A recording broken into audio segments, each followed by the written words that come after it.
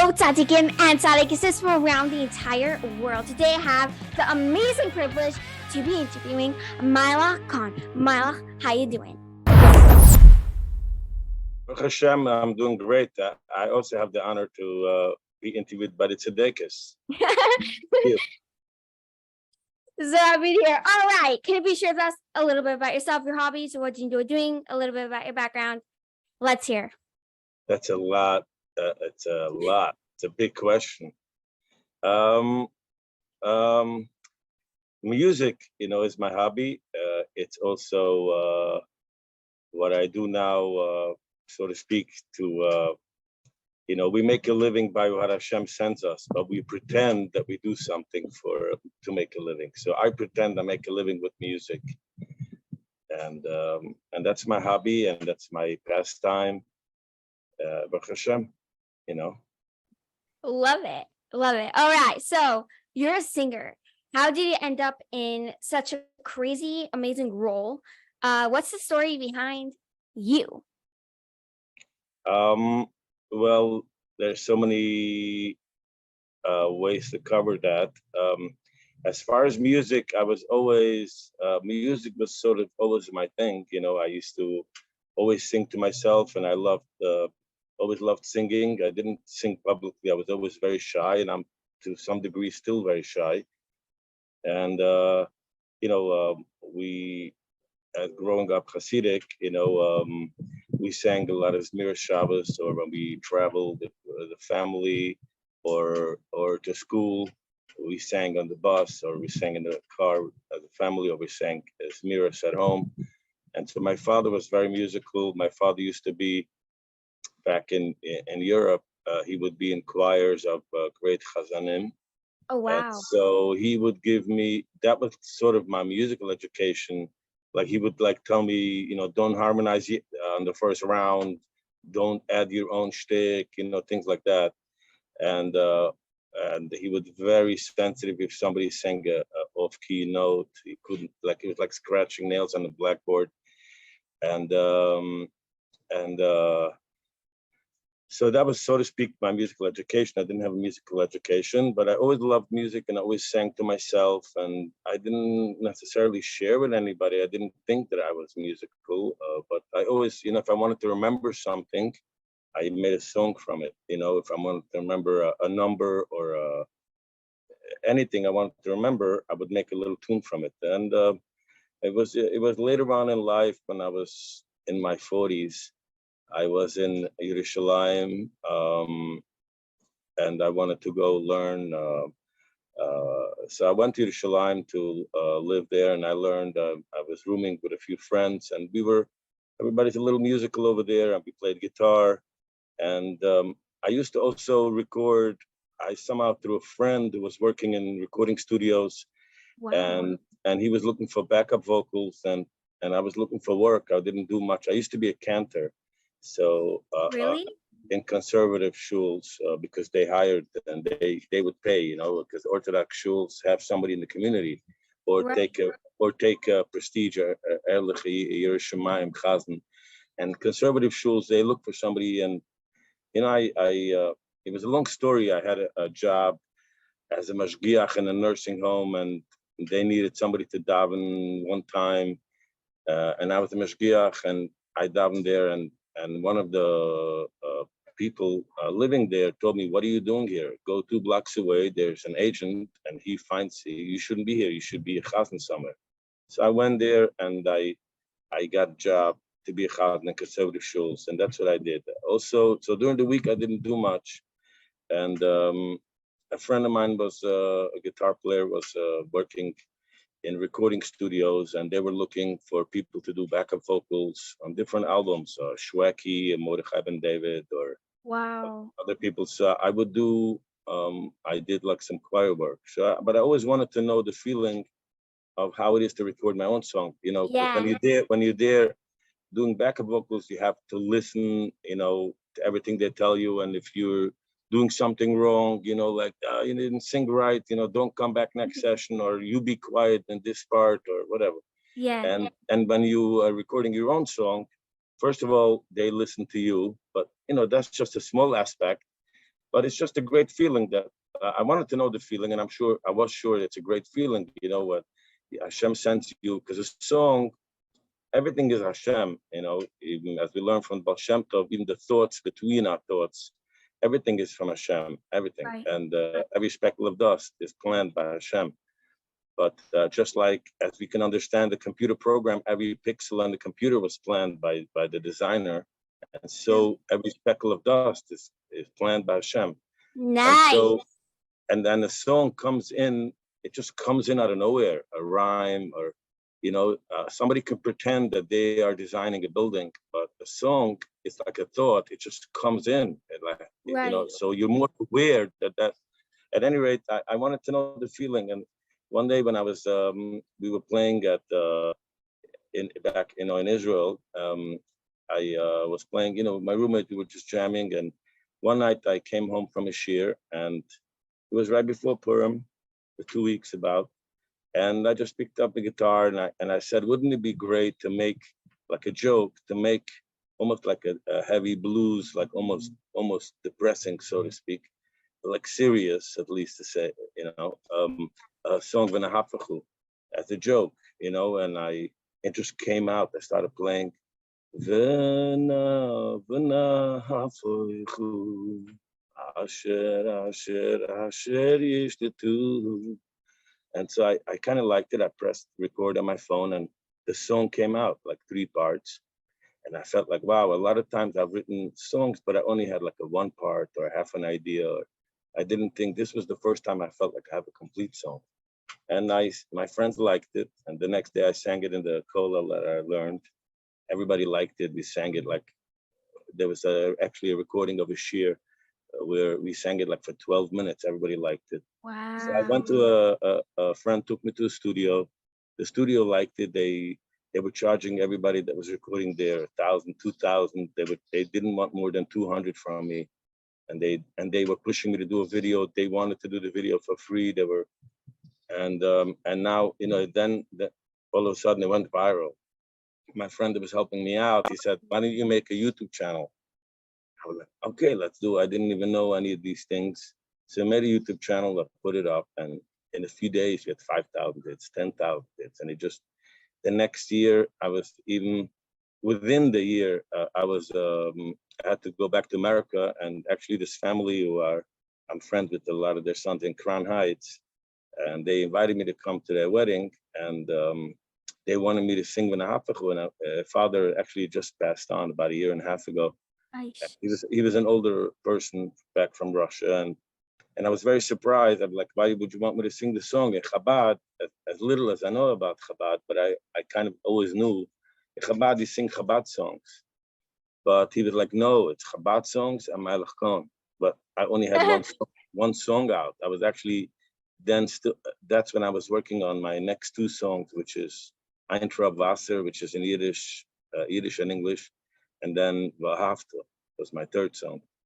And so, but they wanted me to sing it, and so it just went viral. And that from then, the studio called me, let's do some more, and it came to me. I didn't dare to go tell the world that I'm a singer or I have something to sell, and I'm still I don't know if that's a proper word. I'm still humbled, or I'm still I feel very honored by Hashem to have me sing songs for his for his chosen people, so to speak. Yeah, it's a huge bracha. It's a huge bracha. And a gift, as well as my when that song, I was very close to this tzaddik, my Rebbe, who also passed on the last few years ago. And when it went viral, I used to be his Shabbos guest. He wouldn't take people on Shabbos. All week people came to him. On Shabbos was private family time, but he would have me. Wow. I was his guest, and then I told him, I just recorded this song and it went viral. I said, can you give me a bracha that Hashem should send me more gifts like that? He said, if you write a song about Ahavas Yisrael, you will be Matzliach. And I always pondered what he means. I wasn't sure. And it was one of the few times in my life where somebody said something to me and I knew, don't ask, one day I'll know what it means. but that's Yeah. how I felt. And actually, there was a different song that I kind of sing it in the beginning of the video of Hafta. I sing that song on guitar. I'm not such a great guitar player, but and he asked me to. It's an old song from Kalev Rebbe, and he asked me to write lyrics, different words to that song, Wow. which I sing in the video. So I always wondered if he means that song or a different song, but I wasn't going to ask. And then one day I was by my niece's wedding in Montreal in Tosh, and I was trying to fall asleep. It was Motzei Shabbos, 4 or 5 in the morning already. I can't fall asleep. And I'm thinking about that song that I wrote the lyrics to. It's running in my head. And as the song finishes, in my thoughts, as the song finishes, Vahafta just came in out of nowhere. And just the way you hear it, I mean, more or less. And that's it. And then and Baruch Hashem,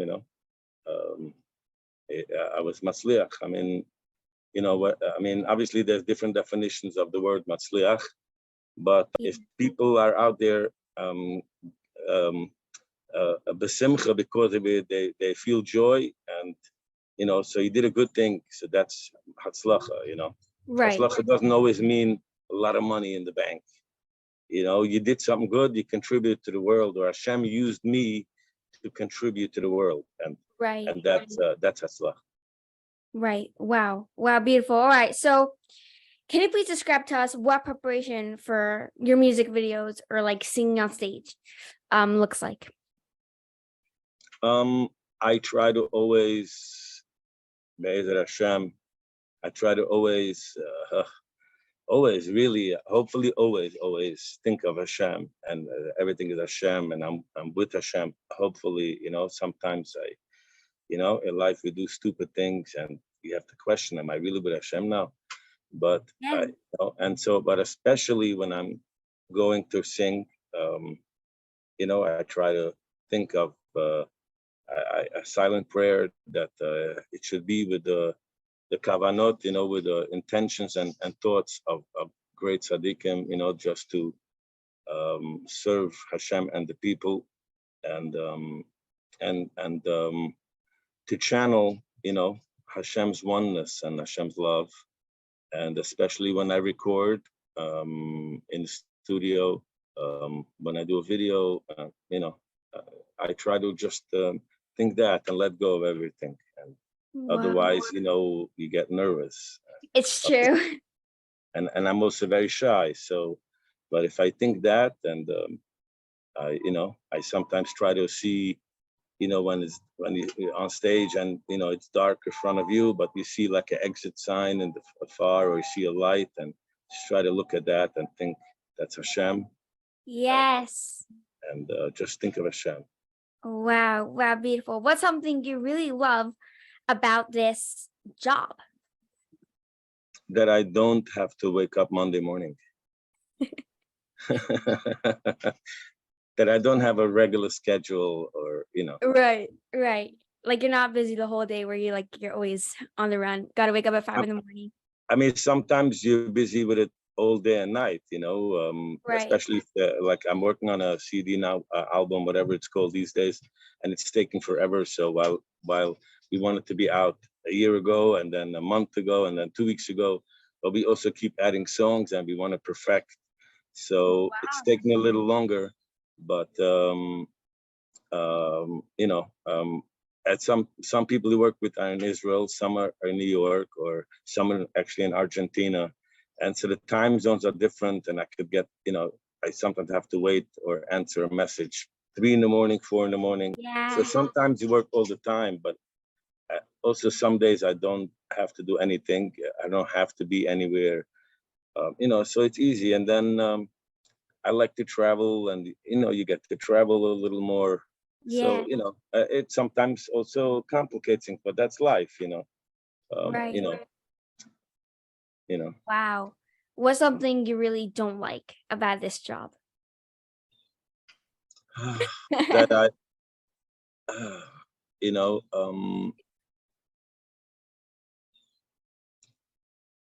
well, sometimes, first of all, I mean, there's a couple of things I could say to, somewhat. I mean, I'm also looking for something to say to answer that question. I can't say anything I don't like. But, there are moments where, sometimes you get calls and people say, could you sing me something? And, I'm not always, and maybe more what I don't like is that I'm not present to cater and service, like when a bacher or whoever calls me, sing me a song, and truthfully, when I have the courage and the presence of mind to sing him a song and not be shy or uncomfortable, and or not think so highly of myself, and just be humble and sing the person a song, it gives me joy. And sometimes I'm not, and it doesn't feel so good. And sometimes it's as mundane as I want to make money. I want to get more money, and I'm not like a great businessman, and I don't know how to ask for more money, Right. and sometimes you feel a little, I don't know, maybe this, like whatever, a little gibberish of the mind. Yeah. But that we can get over, hopefully. But Amen. mainly one of the great challenges is that you hope that you're always, and I'm envious of those entertainers, so to speak, that are always present to give love to the people, as much as they might be uncomfortable. It might be a difficult time in my life. I might be in the middle of a great challenge in my personal life. Somebody just calls in, hey, Meilech, give me chizik. Can you sing me a song? And I am like, leave me alone now. Like, I want to say that, but I wish that I could always be present to them and give them something positive and sing, but I'm not always there, and that's one of the hard things. Wow. Is it hard to juggle your family daily life plus what you do? I don't know. I'm not so busy that as traveling, and I'm not so sought after to entertain, I Right. think, and so I don't think it's that challenging. But there are times when, now I'm married now for just a little over a year, and Wow, Baruch Hashem. Baruch Hashem is right, and so sometimes it's a small way, because my wife is also a singer, and Really? Actually? yeah, her name is Hinder Rachel, and I'll try to send you a link. She has a cup. She sings for women, obviously, and she has a beautiful, beautiful voice, and so she also understands, But there are times when you need to step away, and I recently had a job in Chicago, so I was Wow. blessed enough that we were able to travel together for Shabbos. Oh, wow. Wow. And so some moments it's like Bachurim or whatever, they want to spend time with me, and it's like I came with my wife. I want to spend some time with my wife, but I'm also here for a job. So it's sometimes some of this stuff. It's sometimes, but Baruch Hashem hasn't been so difficult, Baruch Hashem. What is your biggest failure and what did you learn from it? Oh boy.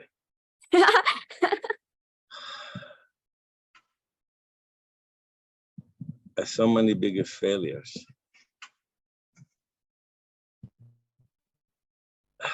What could I say? Anytime we complain, about any heartache or any pain, and you're a Chabadsker, so a little Tanya, and as the Balatanya says that when somebody feels pain of anything, that is a concept of lack of faith, because when he's truly with Hashem, and he knows everything is Hashem, and Hashem is only good, so then there can't be any pain, any difficult. It can't be any. There are no difficulties because it's all Hashem. So anything that when I complain, that's my biggest failure. Because when I'm always with Hashem, then there are no failures, and everything is just joy. But then, if I was to answer stam mundane, I'm all full of failures. Well, you're a person. Full of failures. one of my great failures, I'll tell you what I'm thinking now, is that on interviews, I don't speak enough about my parents, especially my mother, because my mother is still alive and my father is already resting for Mashiach. But especially my mother was always there for me, and regardless of my state in life, whether I was religious or not, or how I looked, she was never embarrassed with me, and Wow.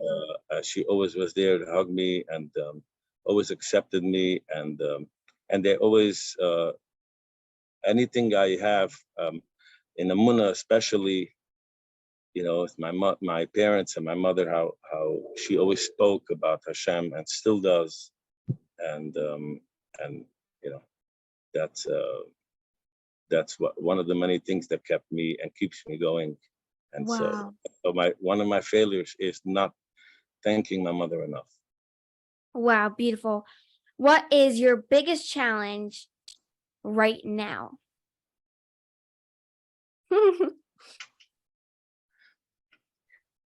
To think positive and know that everything always did and always will work out. Wow. Love it. I'm like I said before, I'm working on this album, and it's challenging in so many ways, financially, and also waiting for people, and deadlines keep getting pushed off. Yeah. So that's what I'm saying. Like, if I could just relax and you're in Right. Hashem's hands. Why are you worrying? So Right. that's my challenge right now, to be at peace and calm, cool, calm, and collective. I know Hashem. I'm only a tool in Hashem's plan. Why am I getting so caught up in my own self? Wow. Beautiful. Who's somebody you really, really admire?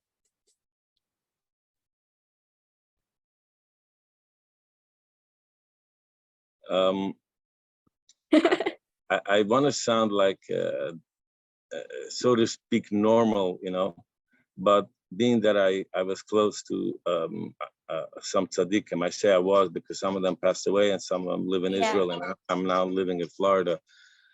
But I have known, and I know some tzaddikim, and they're always in that positive presence of Hashem, like I mentioned, my Rebbe that said, to make a song about a Havas Yisrael, he was in a wheelchair and he was on oxygen, and he was a Bali Surim. He was always a physical pain, and he was just he would tell me always simcha, simcha, simcha, and he was just always with Hashem, and it was so joyous, regardless of his difficulty, and I admired that a great deal.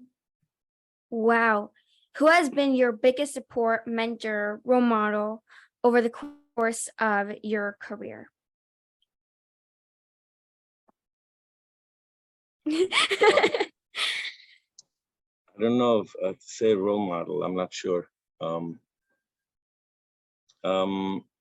I could mention a singer that I know, that everybody knows. I know him a little bit. We've spoken a few times. We're not, I wouldn't say like best of friends, just because, but Avram Fried, who is an amazing Balmidas.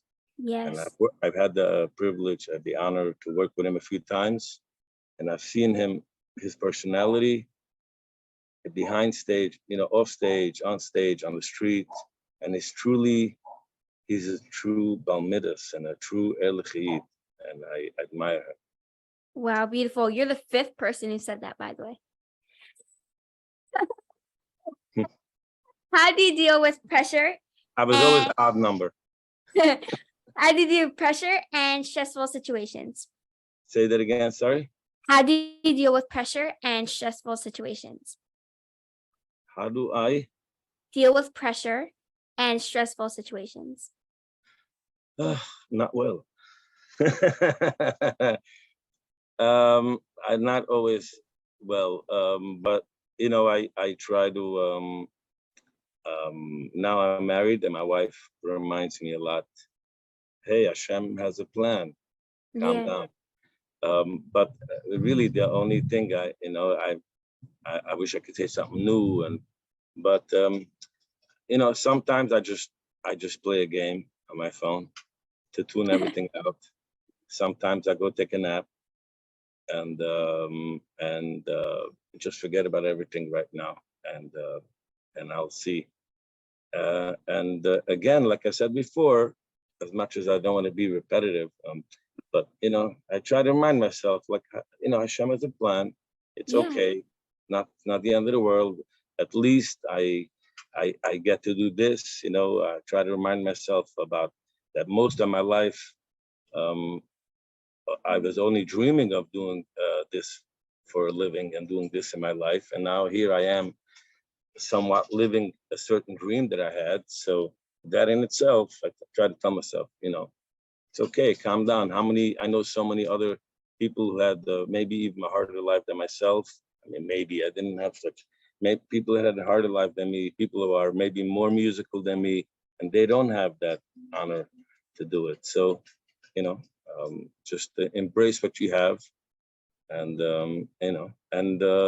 as well as I try to remind myself that if I in a heavy moment, that there's somebody in the world that I don't know, that I might never know, and they have had they were perhaps inspired and had happy, joyous moments, or were able to get out of difficult times because of music that I recorded, which means I contributed to their lives without even me knowing them. And so that in Whoa. itself gives me chizuk, inspiration from me, that,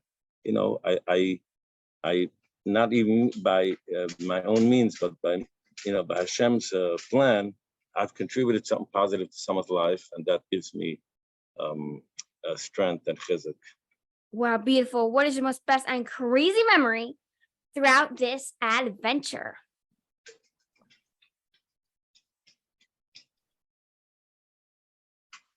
Hmm. Uh, I went to a doctor. It's not so crazy, but I went to a doctor's office. Had a problem with my ear. Yeah.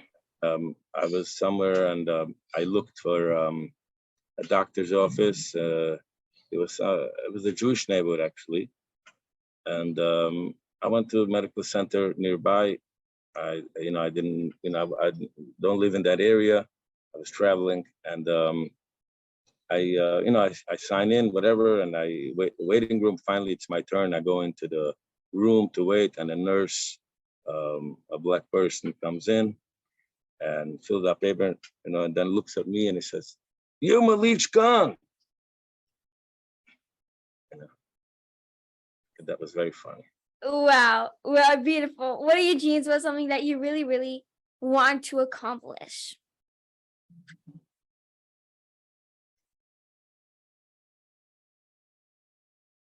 What is something I really want to accomplish? Yes.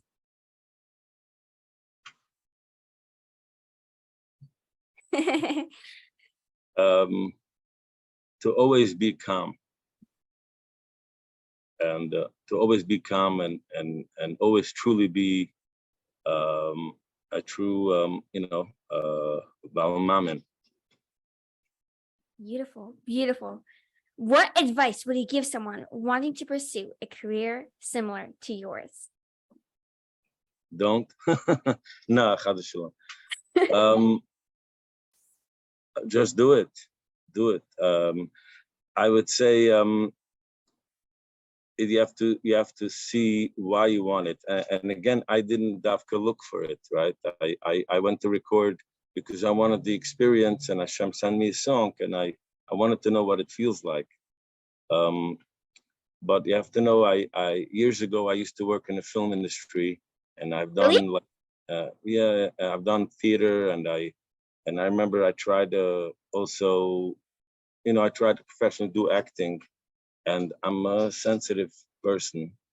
And so when I went to I went to readings, to try to get jobs, as an actor, and it's besides, perhaps I'm not the greatest actor. I don't think I am, but it could be very let down. It can be very disappointing, and so you have to know, you have to be ready for all of that. You Yeah. have to know why you're doing it, and always remember that I like music, I like singing, and you have to remember your beginnings, Yeah. because I try to tell myself, I try.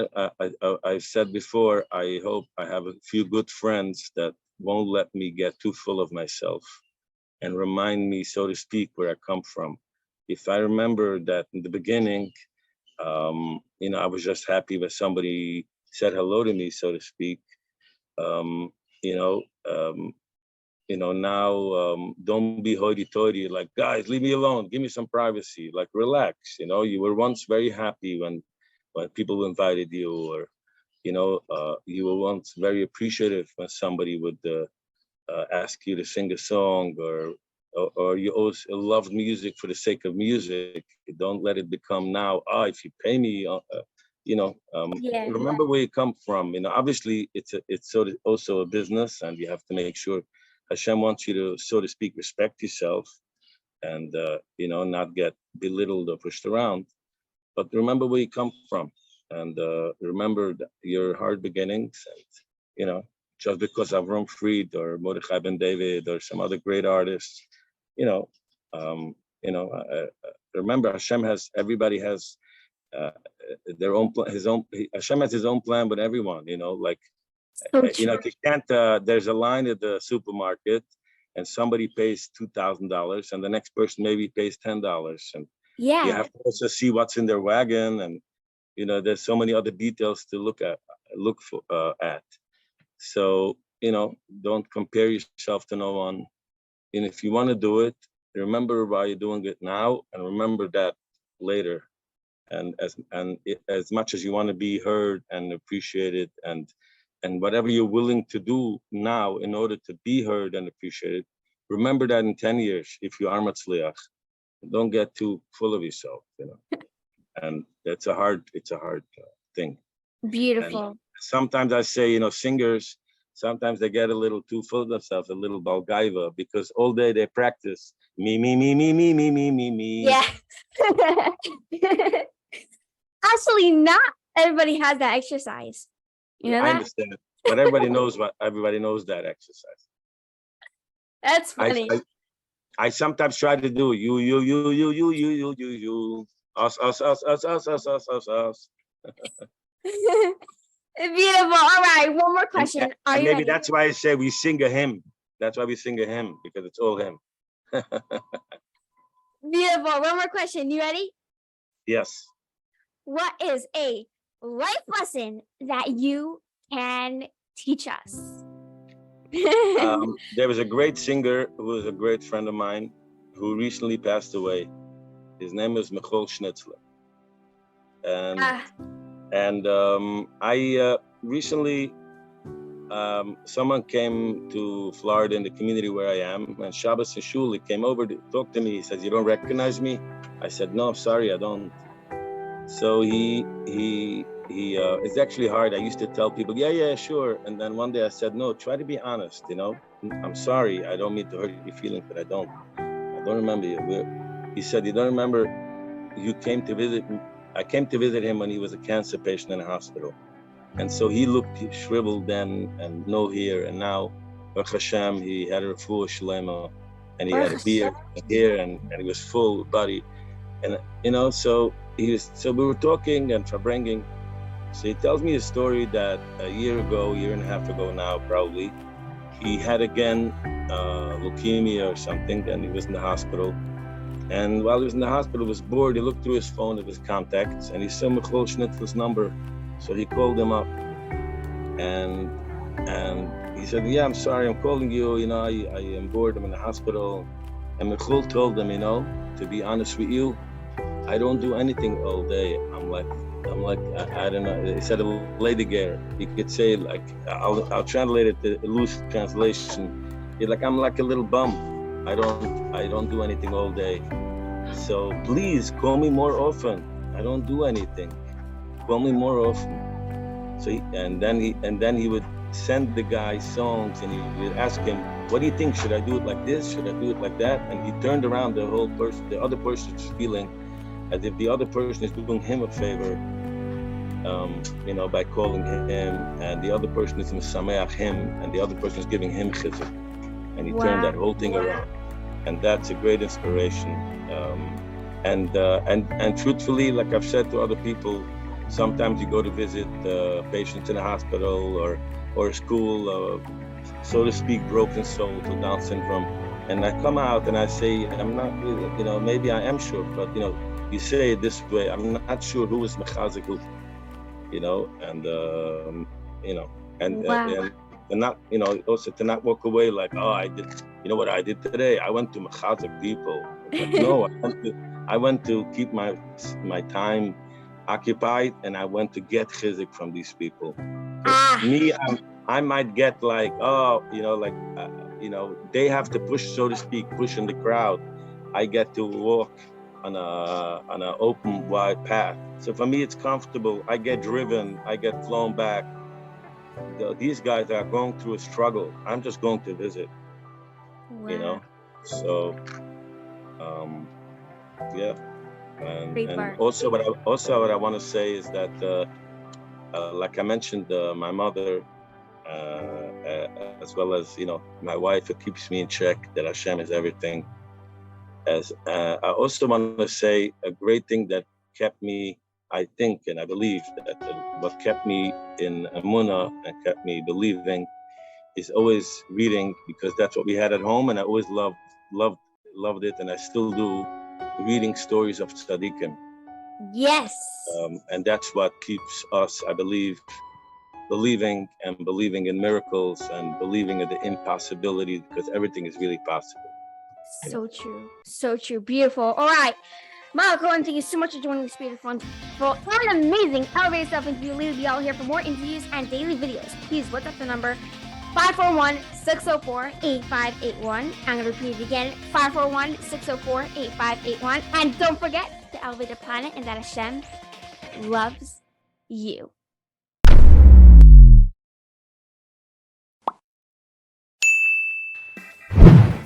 To be added to the EGOT group chat, please contact the number 541-604-8581.